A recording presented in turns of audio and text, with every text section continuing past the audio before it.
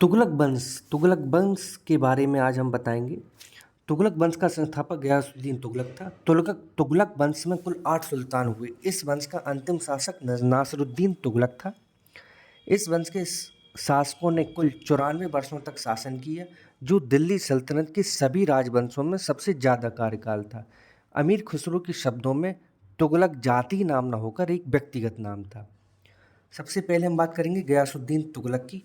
गयासुद्दीन तुगलक गाजी मलिक 1320 से 1325 ईस्वी के नाम से 8 सितंबर 1320 को दिल्ली के सिंहासन पर बैठा।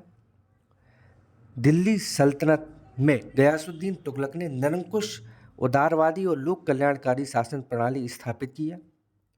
गयासुद्दीन तुगलक ने कृषि विकास के लिए कार्य किया और नहरें बनवाई। ऐसा करने वाला वह संभवतः पहला सुल्तान था।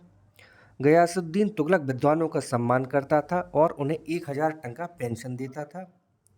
यह सल्तनत काल का प्रथम सुल्तान था जो सर्वसम्मति से सुल्तान बना। गयासुद्दीन एक कुशल सेनापति था। गयासुद्दीन अपने सैनिकों का बहुत ख्याल रखता था और सैनिकों का वेतन रजिस्टर स्वयं जांचता था। इसने सैनिकों के वेतन से टैक्स काटने की प्रथा समाप्त कर दी थी। गयासुद्दीन की प्रशासनिक नीति को रश्मे म्यानी कहा जाता है। यह एक उदार प्रशासनिक नीति थी।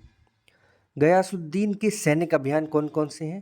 पहला है वारंगल अभियान 1321 ईस्वी का। 1321 ईस्वी में गयासुद्दीन ने वारंगल पर आक्रमण किया, किंतु वहां के काकतीय राजा प्रताप रुद्रदेव को पराजित करने में वह असफल रहा। 1323 ईस्वी में तुती अभियान के अंतर्गत गयासुद्दीन तुगलक ने शहजादे जौना खां मोहम्मद बिन तुगलक को दक्षिण भारत में सल्तनत के प्रभुत्व की पुनः स्थापना के लिए भेजा। वारंगल दिल्ली सल्तनत में मिलाया जाने वाला प्रथम दक्षिणी भारतीय राज्य था। वारंगल का नाम बदलकर सुल्तानपुरी कर दिया गया। दूसरा अभियान मदुरई अभियान 1323 में जौना खां ने मदुरई को जीतकर दिल्ली सल्तनत में मिला लिया। अगला अभियान जाजनगर अभियान 1324। इस अभियान के समय जाजनगर का राजा भानुदेव द्वितीय था। जौना खां इस अभियान का कमांडर था। राजमुंदरी के अभिलेख में जौना खां को दुनिया का खान कहा गया है। अगला है बंगाल अभियान 1324। इस अभियान का कमांडर स्वयं गयासुद्दीन तुगलक था। बंगाल अभियान गयासुद्दीन तुगलक का अंतिम अभियान था। बंगाल अभियान में गयासुद्दीन तुगलक को विजय प्राप्त हुई थी। गयासुद्दीन का निजामुद्दीन औलिया से विवाद था। निजामुद्दीन औलिया को गयासुद्दीन ने धमकी दी तो औलिया ने उत्तर दिया कि हुजूर दिल्ली दूर अस्त, अर्थात दिल्ली अभी दूर है।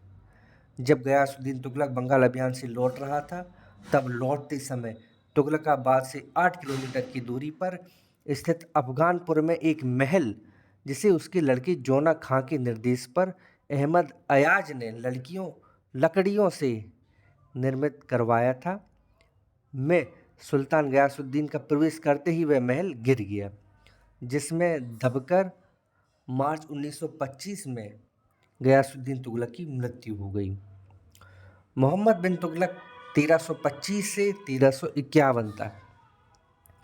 जौना खां गयासुद्दीन तुगलक की मृत्यु के बाद मोहम्मद बिन तुगलक के नाम से दिल्ली की गद्दी पर बैठा। इसका मूल नाम उलुग खां था। उपाधियां क्या क्या है? जौना खां, दुनिया का खान, असफलताओं का राजकुमार, धनवानों का युवराज, पढ़ा लिखा बेवकूफ, रक्त पिपासु। बर्री ने मोहम्मद बिन तुगलक को काफिर कहा है। यह दिल्ली सल्तनत का सबसे पढ़ा लिखा सुल्तान था। यह दिल्ली सल्तनत का धर्मनिरपेक्ष शासक था। इसीलिए जो हमारे मुस्लिम साहित्यकार हैं, उन्होंने इसको कहीं काफिर कहा है, कहीं पागल सुल्तान, आपने पढ़ा होगा। इसकी एक वजह ये भी हो सकती है, ये दिल्ली सल्तनत का एक धर्मनिरपेक्ष शासक था। प्रत्येक दिन वह गंगा जल का सेवन करता था। वह हिंदुओं का पर्व होली मनाता था। यह पहला सुल्तान था जिसने धर्म पर राजनीतिक नियंत्रण स्थापित करने का प्रयास किया। इसने दिल्ली के काजी को बदल दिया और विदेशी यात्री इब्न बतूता को दिल्ली का काजी नियुक्त कर दिया। इब्न बतूता ने रहला नामक पुस्तक लिखी है। मोहम्मद बिन तुगलक की योजनाएं देखते हैं। पहला है राजधानी परिवर्तन। मोहम्मद बिन तुगलक ने 1327 में राजधानी दिल्ली से दौलताबाद स्थानांतरित की। दौलताबाद वर्तमान में महाराष्ट्र में स्थित है। दौलताबाद का दिल्ली सल्तनत के मध्य स्थित होना, मंगोल आक्रमणकारियों के भय से सुरक्षित होना, दक्षिण भारत की संपन्नता की ओर खिंचाव आदि ऐसे कारण थे जिससे सुल्तान ने राजधानी परिवर्तित करने की बात सोची। मोहम्मद तुगलक की यह योजना भी पूर्णतः असफल रही और उसने 1335 ईस्वी में दौलताबाद के लोगों को दिल्ली वापस आने की अनुमति दे दी। जो जो पूरी यात्रा हुई दिल्ली से दौलताबाद व दौलताबाद से दिल्ली, इसके बीच में कई यात्री मारे गए।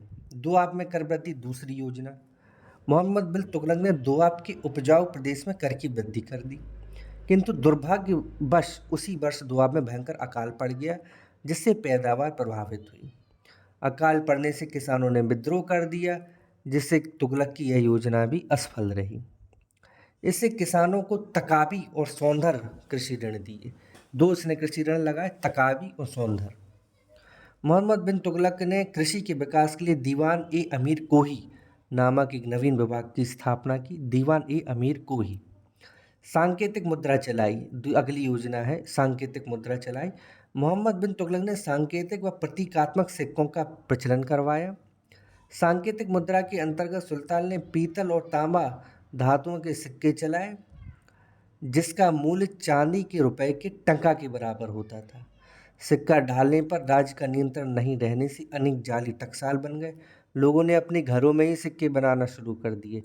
मोहम्मद बिन तुगलक ने प्रतीकात्मक सिक्कों के बदले चांदी देने की घोषणा की जिससे अर्थव्यवस्था ठप हो गई। अगला अभियान था उसका कराचिल अभियान। कराचिल अभियान के अंतर्गत सुल्तान ने खुसरो मलिक के नेतृत्व में एक विशाल सेना को पहाड़ी राज्यों को जीतने के लिए भेजा। मोहम्मद बिन तुगलक ने कराचिल पर ठंड के महीने में आक्रमण किया। कड़ाके की ठंड में उसकी सेना जम गई, यानी ठंड लग गई उसको, पूरी सेना को। इब्न बतूता के शब्दों में अंततः केवल 10 अधिकारी और सुल्तान ही बचकर वापस आ सके। अगला है खुरासान अभियान। खुरासान को जीतने के लिए मोहम्मद तुगलक ने 50,000 सैनिकों की विशाल सेना को एक वर्ष का अग्रिम वेतन दिया, यानी अगले वर्ष का एडवांस वेतन 50,000 सैनिकों को दे दिया। राजनीतिक परिवर्तन के कारण दोनों देशों के मध्य समझौता हो गया जिससे सुल्तान की योजना असफल रही और उसे आर्थिक रूप से हानि उठानी पड़ी। फिर विद्रोह हुए। इसके कार्यकाल में सर्वाधिक विद्रोह हुए। विद्रोहों से परेशान होकर इसने राजत्व का सिद्धांत दिया।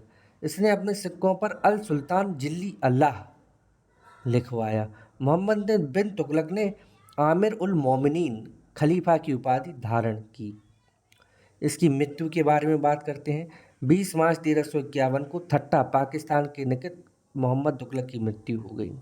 मोहम्मद बिन तुगलक की मृत्यु पर बदाऊनी ने कहा, सुल्तान को प्रजा से और प्रजा को सुल्तान से मुक्ति मिल गई। अब हम अगला राजा की बात करते हैं। अगले राजा की फिरोज शाह तुगलक। फिरोज शाह तुगलक को इसके लोक कल्याणकारी कार्यों के लिए सल्तनत काल का अकबर कहा गया। बर्नी ने इसे आदर्श मुस्लिम शासक कहा है। फिरोज शाह को सल्तनत काल का जयसिंह कहा जाता है क्योंकि इसने नक्षत्रशालाएं बनवाई थी। इसे भवन निर्माताओं का निर्माता कहा गया। फिरोज शाह तुगलक को आरसी मजूमदार ने धर्मांध सुल्तान कहा। यह हिंदू माता और मुसलमान पिता का औलाद था, किंतु उसने खुद को सच्चा मुसलमान कहा। इसने मुस्लिमों के कल्याण के लिए कुछ नए विभाग बनवाए। दारुल शिफा धर्मार्थ अस्पताल। दूसरा दीवाने बंदगान, ये क्या था? गुलाम विभाग। दीवाने बंदगान गुलाम विभाग। तीसरा दीवाने रोजगार विभाग। चौथा दीवाने खैरात दान विभाग। पांचवा दीवाने इमारत लोक निर्माण विभाग। अगला है दीवाने इश्तिहाक पेंशन विभाग दीवाने इश्तिहाक। इसने दिल्ली सल्तनत को इस्लामी राज्य घोषित किया। इसने उलेमाओं को राज्य की नीति तय करने की छूट दी। यह सल्तनत काल का पहला सुल्तान था जिसने अपनी आत्मकथा फुतुहात ए फिरोज शाही लिखी। सल्तनत काल का पहला सुल्तान जिसने अपनी आत्मकथा फुतुहात ए फिरोज शाही लिखी। इसके राज्य में 1,80,000 गुलाम रहते थे। इसने दासों के निर्यात पर प्रतिबंध लगा दिया। इसका शासनकाल भ्रष्टाचार का स्वर्णकाल था। इसने दिल्ली सल्तनत में नहरों का जाल फैलाया और हक ए शर्ब नामक सिंचाई कर वसूला। एक सिंचाई पे कर लगाया इसने, उस कर का क्या नाम था? हक ए शर्ब। इसने कुतुब मीनार की मरम्मत करवाई। इसने कई शहर बसाए, जैसे पहला शहर हिसार हरियाणा, दूसरा फिरोजा दिल्ली, तीसरा फतेहाबाद हरियाणा, चौथा फिरोजाबाद उत्तर प्रदेश, जौनपुर उत्तर प्रदेश। जौनपुर उत्तर प्रदेश, यह शहर इसने उसका भाई था जौना खां की याद में बसाया। जौनपुर को सिराज ए हिंद कहा जाता है। इसने 1200 फलों के बाग लगवाए और 1200 सरायों का निर्माण करवाया। इसने सभी गैर इस्लामिक कर व चुंगी समाप्त कर दिया। कुल 24 प्रकार के करों को उसने समाप्त किया। यह पहला सुल्तान था जिसने राज्य की आमदनी का ब्यौरा तैयार किया। इसकी मृत्यु के बारे में बात करते हैं। 1388 में फिरोज शाह तुगलक की मृत्यु हो गई। फिरोज तुगलक के बाद निम्न शासक आए: गयासुद्दीन द्वितीय अब्बू बर्क, मोहम्मद शाह हुमायूं, अलाउद्दीन सिकंदर शाह, नासरुद्दीन महमूद। सबसे अंतिम शासक नासरुद्दीन महमूद था। नासरुद्दीन महमूद के समय 1398 ईस्वी में तैमूर लंग ने भारत पर आक्रमण किया। ये था दोस्तों तुगलक वंश। इसके बाद आएगा सैयद वंश। तो इसकी मैं अगले वीडियो में, अगले पोस्टकास्ट में मैं बताऊंगा। आप अगर किसी भी नौकरी की तैयारी कर रहे हो तो मेरे वीडियो को शेयर कर दें, लाइक, और उस चैनल को सब्सक्राइब ज़रूर कर दें, बेल आइकन पर दबा दें। अगर आपको ये वीडियो पसंद आया हो, पॉडकास्ट, इसमें कोई वीडियो नहीं होगा, सिर्फ मेरी आवाज़ ही होगी। मैं शॉर्ट में मैं आपको बता दूंगा, पूरा हिस्ट्री कवर करवा दूंगा। अगला है सैयद वंश। इसके बाद हम आगे पूरा चैप्टर हम पढ़ेंगे। धन्यवाद।